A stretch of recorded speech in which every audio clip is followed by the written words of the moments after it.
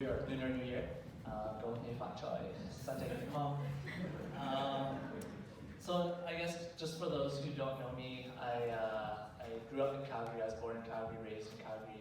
I did spend 4 years in Edmonton for school, but basically lived my whole life in Calgary. I grew up in a smaller Chinese church in the Northeast, and then about 2015 I started attending Goodtree regularly, and so here I am, and that's where I met my wife, Natasha, and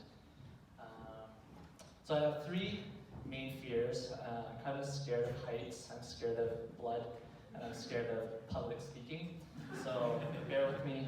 By His grace, I'm here. I just wanted to touch on a few points of Eugene Peterson's talk, Resurrection Wonder. So the basis of the talk is in regards to the resurrection story in the Gospels, and just how when Mary Magdalene, the other women, the disciples, when they found that the Jesus tomb was empty, and how their reaction was one of wonder. So some of the words that were used to describe their emotions or reactions was amazement, trembling, astonishment, perplexed, fear, bewilderment, intimacy, and reverence. I looked up a couple definitions of wonder. One definition was a feeling of surprise mingled with admiration, caused by something beautiful, unexpected, unfamiliar, or inexplicable. Another definition was rapt attention or astonishment as something awesomely mysterious or new to one's experience. So a couple of questions, I guess, that caused me to think was, when was the last time you experienced wonder? What feelings did it evoke?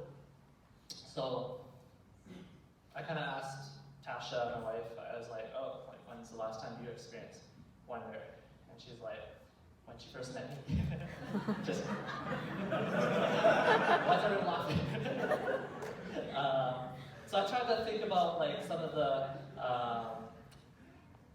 examples of when I myself was in a state of wonder. One of the things that causes wonder, you have to be there, you have to have some sort of sense of engagement. Sometimes it's hard to describe that feeling unless you were actually there yourself. Like for example, I like fireworks. Sometimes I like to take videos of the fireworks. I'm like really awe-inspired at that moment. And I go back and I look at the video on my phone, and I'm like, yeah, I guess it just reminds me of the feeling when you were there. We did go to, had a vacation last year in 2018 where we went to Disney World, and it's like my first time going to Disney. I've never been to any Disneyland or anything like that. I just remember hearing all the stories, seeing all the commercials, and I just thought that, you know, Disney, they actually do a great job creating and marketing a sense of wonder.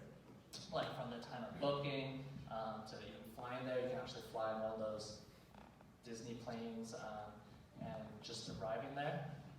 I remember one of the theme parks was that Harry Potter world, and where all these kids, you can buy these interactive wands where you can interact with the environment. I got one too, and then I just remember like one time when you have to do this motion with the wand, and you can actually make certain things in the park happen. So one of them was there's an umbrella, and you could actually make it have water fall down on people in the street. And so when I did it, I remember one of those kids, just like has his eyes wide. He was looking at the spectacle, he's looking at his parents, he's looking at me, and I just thought to myself, like, that's just sheer wonder. Without wonder, motivation for doing God's work gets dominated by anxiety and guilt. One of the things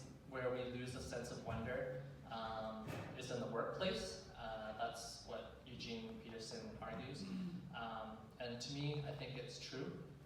It's difficult to cultivate wonder when we're paid and trained to know what we're doing. So we're paid to be competent and in control. There's an intolerance of mystery when we're at work. Obviously, there's some jobs that you're doing God's work and for His glory. But if we don't have that type of job, there's two things that we can do. Either just accept it, that we're stuck in either boredom or routine of doing things, or we look outside of work to find that kind of sense of wonder. So things like what they call package spirituality. You can go read a lot of different books, or go to conferences, or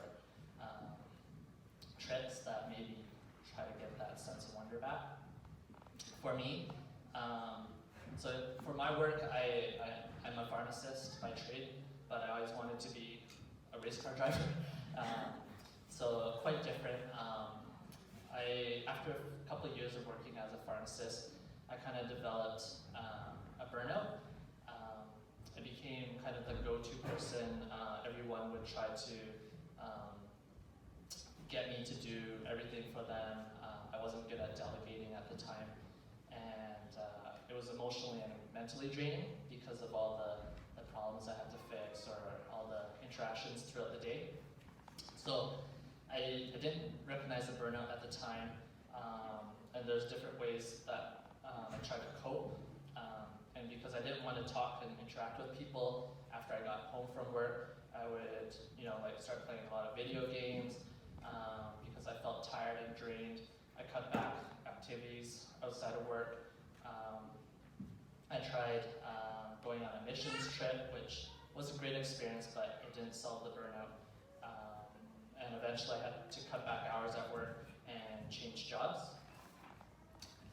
Looking back, I had lost that sense of wonder in my work and my life. So in practice, how do we cultivate wonder? Eugene Peterson argues that you can take Sabbath and remember to take Sabbath regularly. So I guess what does that mean to me in this day and age? It may mean cutting back on technology and social media. Maybe I'm on my phone a lot.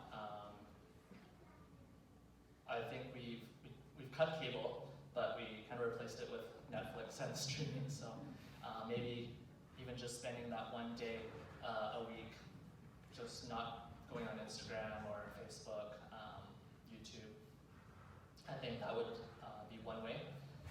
Going out to enjoy the outdoors or nature, especially since I spend a lot of time working indoors and at a desk. I think doing more activity, going outside would be good. I think for people who maybe they do more physical work, or maybe staying home or doing less physical work could be a way for their Sabbath.